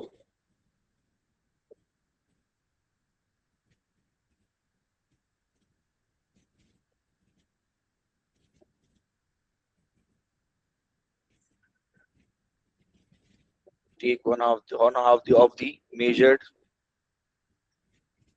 value of the time, ठीक है, take 1/2 of the measured value of the time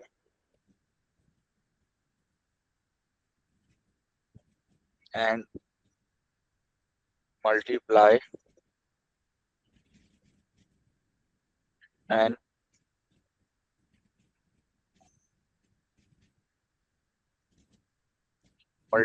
it by already known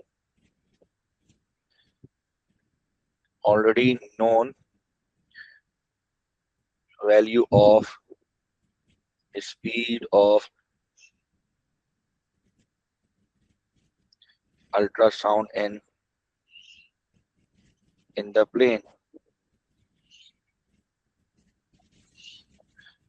and find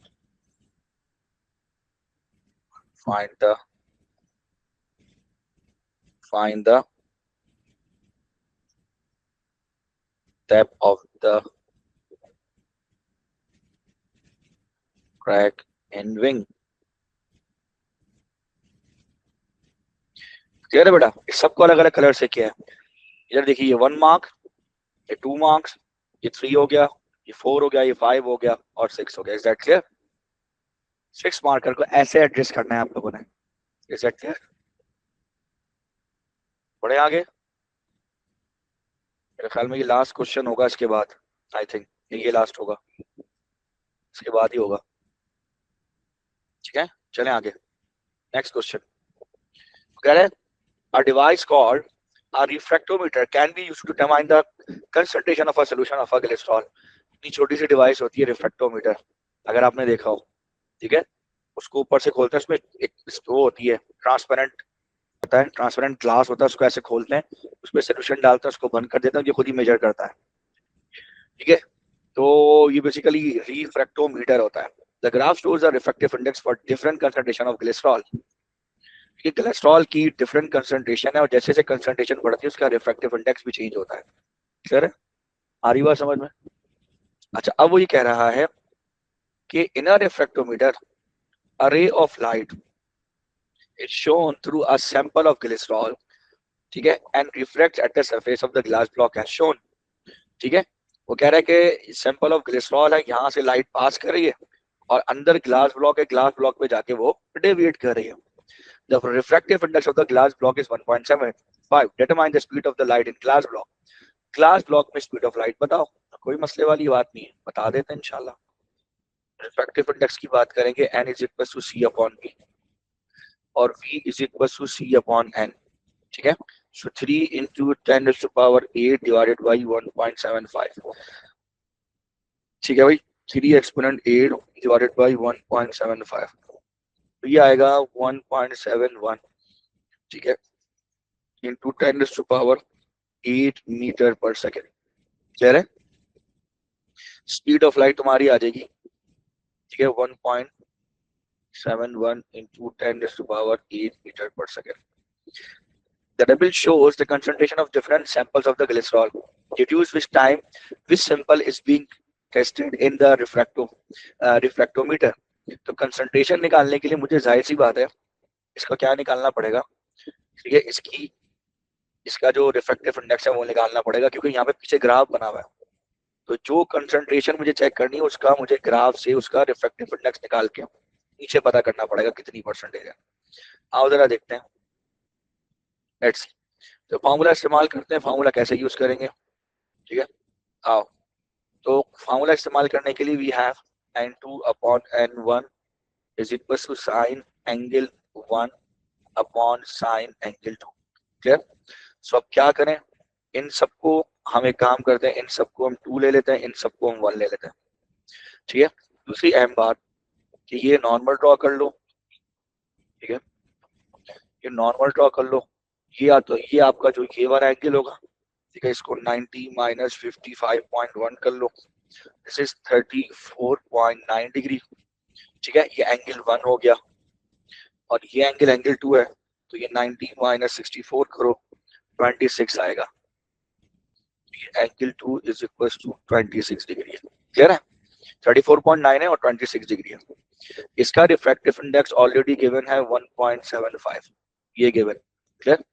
उसका रिफ्रैक्टिव इंडेक्स n1 निकालना है, तो n1 निकालना है, ठीक है। तो आओ देखते हैं, तो this would B 1.75 divided by n1 is equal to sine of angle of 34.9 divided by sine of angle of 26 degree। ठीक है, so n1 की वैल्यू आएगी 1.75 multiply by sine of 26 degree, ठीक है, divided by sine of 34.9 degree. so n1 की value आ रही है 1.75 sign 34.9 degree ऊपर मल्टीप्लाई बाई साइन 26 डिग्री। सो ये वैल्यू आ रही है 1.34, ठीक है, 1.34 की वैल्यू 340 कर लो। चलो अब वहां पे सिग्निफिकेंट फिगर कितना है, 1.34 है, बस 2 में ही रखो, ठीक है। अब 1.34 में से ग्राफ में देखो कहाँ कौन सी वैल्यू आ रही है, 1.34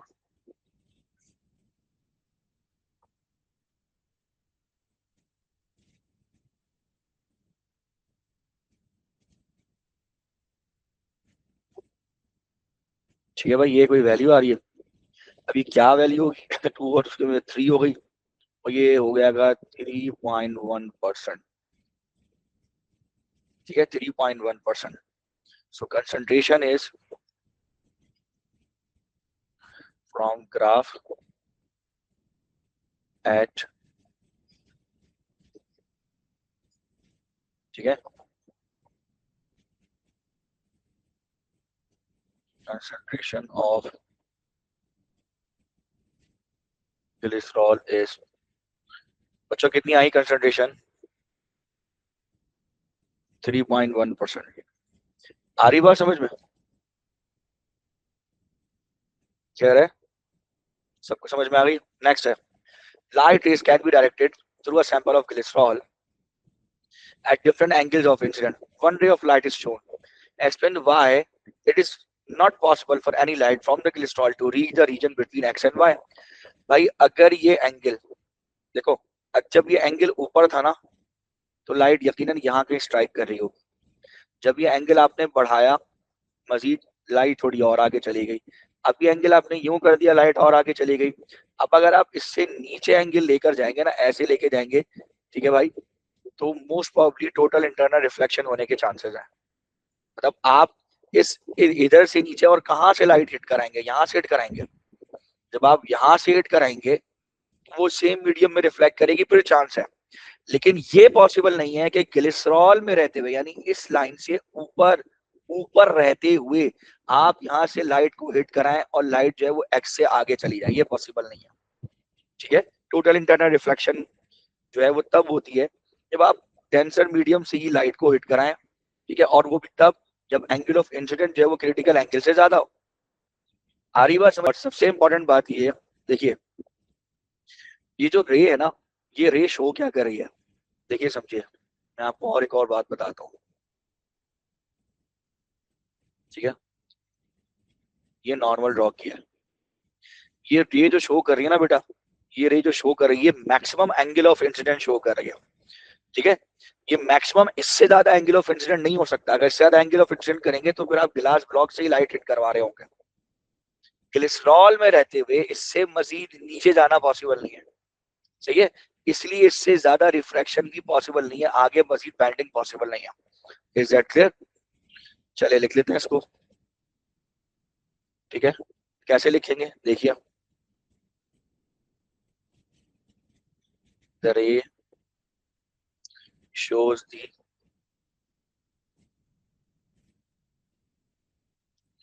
ठीक है, इसको कर लेते हैं लाइट रे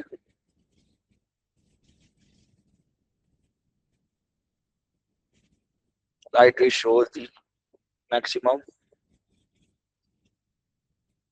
angle of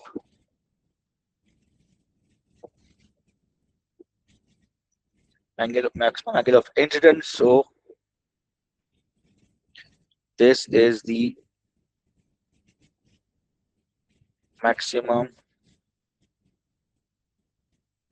angle of refraction. दोनों ही जो है मैक्सिमम है, इससे ज्यादा नहीं होगा रिफ्रैक्शन फॉर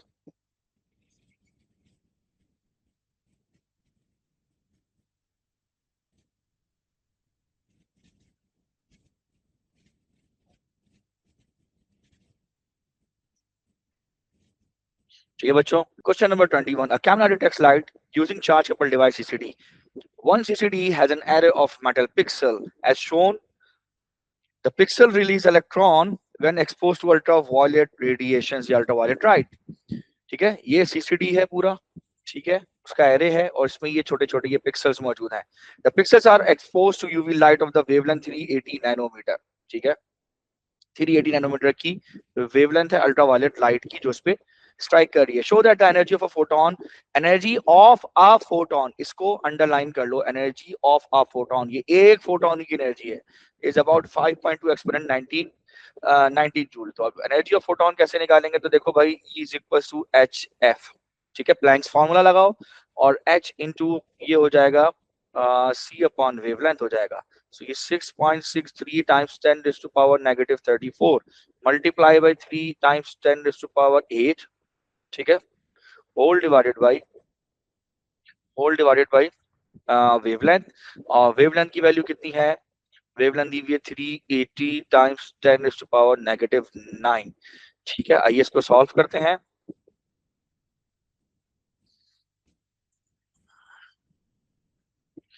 (6.63 exponent negative 34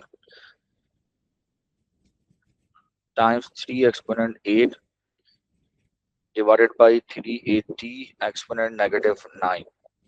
ये बनेगा 5.234 into 10 raised to power negative 19 joules. तो इसको राउंड ऑफ करेंगे आप. उसने राउंड ऑफ करने के लिए कहा है, मतलब उसने कहा है कि प्रूफ करो 5.2 times 10 raised to power negative 19 joules. तो उसमें आप प्रूफ करें 2SF में. Clear? Now the manufacturer states that about 80% of 80% of these photons incident on a pixel will cause the emission of an electron. ठीक है, इन pixel पे 80% जो photon जो है वो जो हिट करेंगे वो एक इलेक्ट्रॉन रिलीज करेंगे. ठीक है, आ रही बात समझ में? Deduce whether the manufacturers statement is correct. अच्छा भाई, अब ये स्टेटमेंट चेक करने के लिए मुझे सबसे पहले तो ये देखना पड़ेगा. अब इसके मुख्तलिफ तरीके हैं. एक तरीका तो ये हो सकता है कि हमें पता है कि देखो पिक्सल का ये पिक्सल जो है जो एरे मौजूद है, ठीक है, इस एरे पे जैसे ही फोटोन पड़ रहा है तो फोटोन के स्ट्राइक करने से इलेक्ट्रॉन रिलीज होता है. ठीक है, आ रही बात समझ में? तो इसका एक तरीका तो ये कि मैं नंबर ऑफ फोटोन जो है वो कैलकुलेट कर लूं. ठीक है, और जितना नंबर ऑफ इलेक्ट्रॉन रिलीज हो रहा है, हालांकि थ्योरी ये कहती है कि एक फोटोन एक इलेक्ट्रॉन को रिलीज करेगा. ठीक है, तो हमें अगर ये जानना है कि क्या ये 80% वाली बात ठीक है कि नहीं, तो उसके लिए हम नंबर ऑफ फोटोन जितने हिट कर रहे हैं वो उन्हें मेजर कर लें, उन्हें कैलकुलेट कर लें, और जितने नंबर ऑफ इलेक्ट्रॉन निकल रहे हैं वो ऑलरेडी गिवन है. पर सेकंड की बात हो रही है, दोनों में पर सेकंड. ये 195, तो 195 का और वो आने वाले फोटोन का पर यूनिट टाइम का रेशियो बना के वहां से परसेंटेज निकाल लें. तो जो परसेंटेज आएगी उस परसेंटेज को इससे हम जो है वो कंपेयर कर लेंगे. अगर कंपेयर हो गई, कंपैटिबिलिटी आ गई, तो हम कह देंगे कि यस, उसका जो क्लेम है वो वैलिड है, अदरवाइज उसका क्लेम वैलिड नहीं है, इनवैलिड है. Is that clear? आओ करके देखते हैं.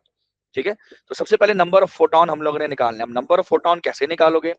नंबर ऑफ फोटोन निकालने के लिए देखो, यानी एन, नंबर ऑफ फोटोन कैसे निकलेगा? देखो, उसका तरीका ये होता है power is equal to delta E upon delta T.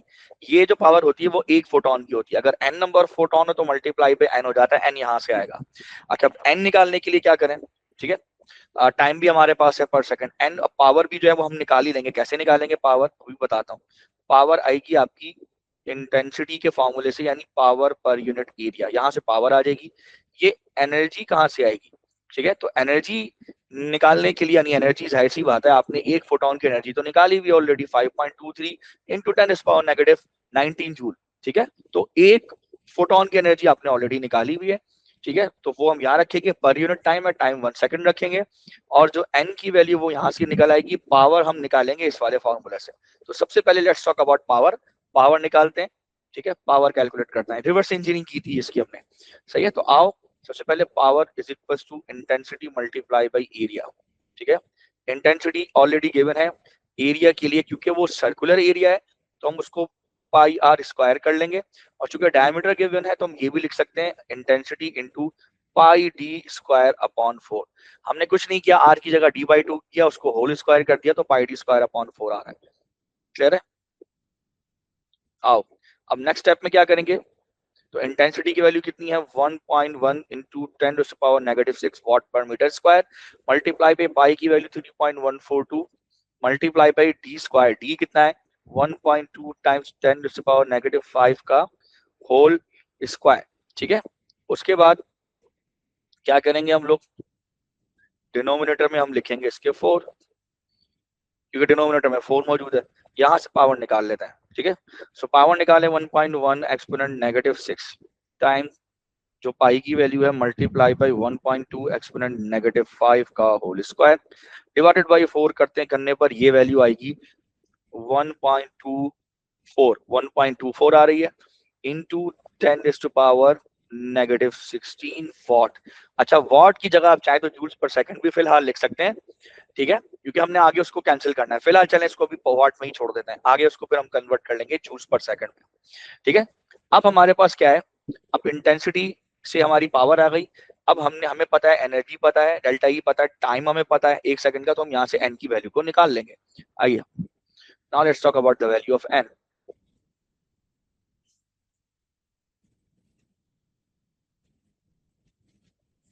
ठीक है, सो आइए we have power is equal to N delta E upon delta T. So where N की वैल्यू आपके पास कितनी आएगी? अच्छा, मैं एक काम और करता हूँ, हमारे पास जगह नहीं है तो इसको थोड़ा सा नीचे कर देते हैं. अब एन की वैल्यू निकालना है तो power into delta T, power into delta T upon delta E. Clear है? अब n की वैल्यू निकालते हैं। सो पावर कितनी है 1.24 इंटू 10⁻16। ठीक है, ये जूल्स पर सेकंड है। ठीक है, उसके बाद मल्टीप्लाई बाय टाइम करेंगे तो टाइम आपका आएगा 1 सेकंड। ठीक है, टाइम 1 सेकंड है, होल डिवाइड कर दो उसको आप। ठीक है, डेल्टा ई से। सो डेल्टा ई की वैल्यू कितनी आई थी, वो आई थी 5.234। सो इसको रखो 5.23 इंटू 10⁻, कितनी आई थी 10⁻⁻19। ये -19 जूल्स आई है, ये एक फोटोन की एनर्जी आई है। क्लियर है, कैंसिलेशन कर दो सेकंड से सेकंड, जूल से जूल्स, तो नंबर ऑफ फोटॉन्स आ जाएंगे। ठीक है, तो उसको करते हैं 1.24 एक्सपोनेंट -16, ठीक है, डिवाइडेड बाय 5.23 एक्सपोनेंट -19। तो ये फोटोन आ रहे हैं, फोटोन की वैल्यू आ रही है 237 पॉइंट समथिंग आ रही है। अब 237 पॉइंट अगर 09 आ रही है मेरी वैल्यू, तो ऑब्वियसली 09 का मतलब वो 238 ही होना चाहिए। ठीक है, पूरा फोटोन ही हम उसको कंसीडर करेंगे। So that would be 238। Possible नहीं है ना, डेसिमल में फोटॉन्स नहीं हो सकते। अब ये 238 फोटॉन्स आ रहे हैं। ठीक है, 238 नंबर ऑफ फोटॉन्स आ गए। क्लियर है। अच्छा, अब क्या करेंगे हम, अभी करेंगे इसकी परसेंटेज निकालेंगे, क्योंकि थ्योरी ये कहती है कि एक फोटोन एक इलेक्ट्रॉन के साथ इंटरेक्ट करता है। तो अगर आने वाले 238 फोटोन है, ठीक है, और निकलने वाले 195 इलेक्ट्रॉन है, तो जिन जिन फोटॉन्स ने इंटरेक्ट नहीं किया, जाहिर सी बात है उनकी परसेंटेज भी निकाल सकते हैं। वैसे उनकी निकालने के लिए नहीं कहा, लेकिन हम उनकी तो परसेंटेज एटलीस्ट निकाला है जिन्होंने इंटरेक्ट किया है। वो 80% या उससे बड़ी वैल्यू होनी चाहिए, एटलीस्ट 80% उसका होना चाहिए। ठीक है, तो आइए जरा देखते हैं। तो परसेंटेज, ठीक है, ऑफ फोटॉन्स, तो वो क्या हो जाएगा, वो हम परसेंटेज कैसे निकालेंगे। तो देखिए 195 आपके जो है वो इलेक्ट्रॉन्स हैं। ठीक है, और आने वाले जो हैं फोटॉन्स वो है 238। ठीक है, सो इसको मल्टीप्लाई बाय आप 100 कर दीजिए। वैसे यहाँ नहीं लिखना आपने। ठीक है,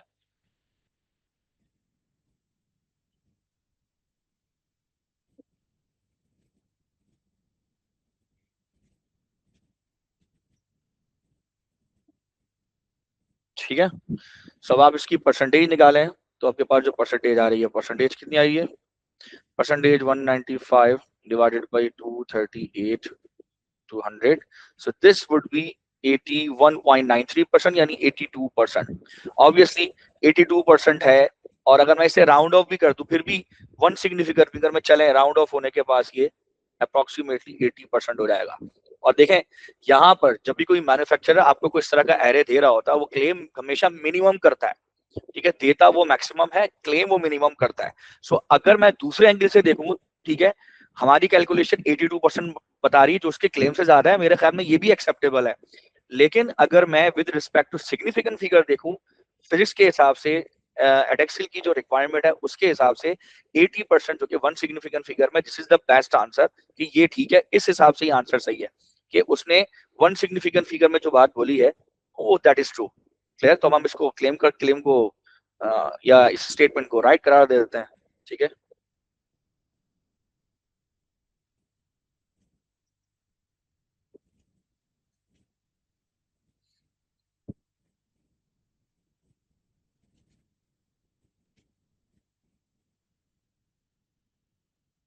क्लियर है, आगे चलते हैं। The threshold frequency of the metal in the pixel is equal to the frequency of green light. The pixels were exposed to white light with the same intensity as the UV light. The UV light source was, भाई मामला ये कि पहले UV light थी, और आपको पता है कि उसका थ्रेशोल्ड जो है वो ग्रीन लाइट पर है, ग्रीन लाइट पर उसका थ्रेशोल्ड है। ठीक है, जो ग्रीन लाइट की फ्रीक्वेंसी उस पर इसका थ्रेशोल्ड है। तो पहले जब यूवी लाइट आप स्ट्राइक करवा रहे थे, तो यूवी लाइट में जितने भी फोटोन थे, क्योंकि यूवी लाइट की एक ही फ्रीक्वेंसी है, तो जितने भी फोटोन थे सबकी जो भी फ्रीक्वेंसी होगी वो ग्रीन लाइट से ज्यादा होगी। ग्रीन लाइट से ज्यादा होने की वजह से सारे के सारे फोटोन इलेक्ट्रॉन्स रिलीज कर रहे थे। ठीक है, आई मीन नहीं तो 80% तो कर ही रहे थे ना, जो हमने कैलकुलेट किया। ठीक है, 80% रिलीज कर रहे थे। ठीक है, अच्छा, अब मामला ये कि जैसे ही आपने यूवी लाइट को हटाकर विजिबल लाइट की, तो विजिबल लाइट में वो लाइट भी आ जाती है जो कि जिनकी फ्रीक्वेंसी ग्रीन से कम है। तो जब फ्रीक्वेंसी ग्रीन से कम होगी, फॉर एग्जांपल आपके पास येलो है, ऑरेंज है, रेड है। तो जो येलो है, ऑरेंज है, रेड है, इनकी फ्रीक्वेंसी ग्रीन से कम है, तो जब ये लाइट आएंगी तो ये तो फोटोन रिलीज नहीं कर पाएंगी क्योंकि इनकी फ्रीक्वेंसी थ्रेशोल्ड से कम है। तो जब ये फोटोन रिलीज नहीं कर पाएंगी, इनकी फ्रीक्वेंसी थ्रेशोल्ड फ्रीक्वेंसी से कम है, तो अब पहले के कंपैरिजन में, यानी जब यूवी लाइट थी उसके कंपैरिजन में कम इलेक्ट्रॉन निकलेंगे, तो परसेंटेज ऑफ जो रिलीजिंग इलेक्ट्रॉन है वो कम हो जाएगी। आ रही बात समझ में? ठीक है, तो परसेंटेज ऑफ रिलीजिंग इलेक्ट्रॉन, ठीक है, एज कंपेयर टू जितना फोटोन आपका आ रहा था उसके कंपैरिजन में वो परसेंटेज डिक्रीज हो जाएगी। तो आइए इसी को हम 4 मार्क्स के लिए लिखते हैं। देखिए कैसे लिखेंगे सबसे पहले। ठीक है, सबसे पहले तो हमने बताना है there are a range of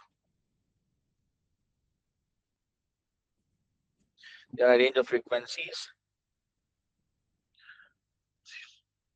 in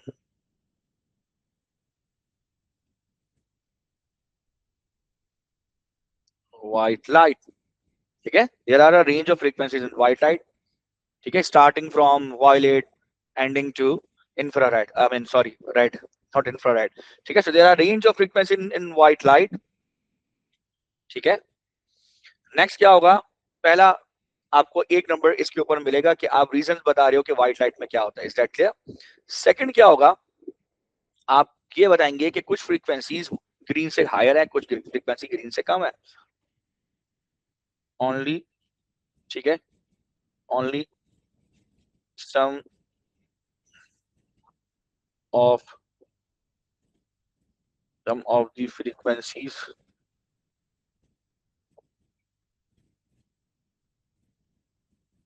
like, कौन कौन सी? Violet, indigo and blue. Green को भी इंक्लूड कर लेते हैं क्योंकि वो ग्रीन की बात कर रहा है, थ्रेशोल्ड है। ठीक है,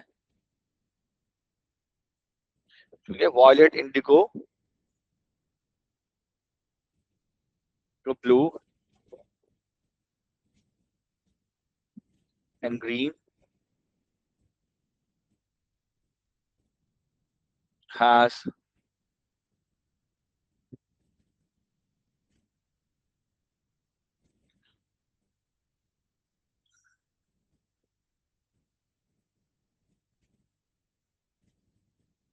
greater than or equal to the threshold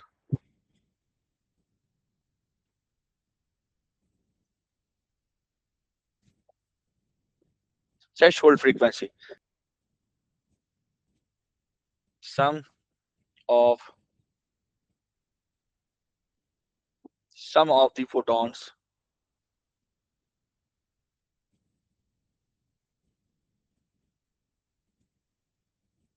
of the indicated range will have enough energy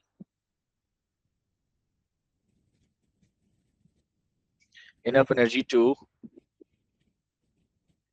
eject electron